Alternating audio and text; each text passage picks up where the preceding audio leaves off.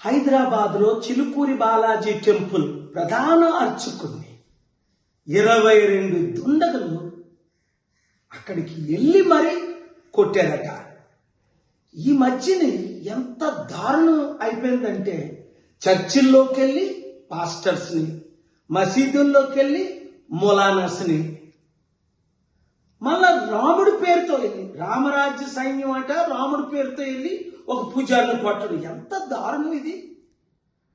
వాళ్ళందరినీ non bailable వారెంట్తో bail రాకుండా లోపల పెట్టాలి. సరి అయిన యాక్షన్స్ తీసుకుంటేనే ఇలాంటి అవినీతి అక్రమం దేవుడి పేరుని మందిరాల పేరుని తగ్గుతాయి. లేదంటే ఈ దేశం సర్వనాశనం అయిపోద్ది. కనుక తెలంగాణ ముఖ్యమంత్రి హోమ్ మినిస్టర్ అయిన రేవంత్ రెడ్డి ఇమీడియట్ గా పోలీస్ డిపార్ట్మెంట్ డీజీపీ కమిషనర్ ద్వారా తగిన చర్యలు తక్షణమే తీసుకోవాలి. ఇలాంటి దారుణాలు ఎక్కడా జరగకూడదు. ముఖ్యంగా చర్చెస్ లో, మందిరాల్లో, టెంపుల్స్ లో జరగకూడదు.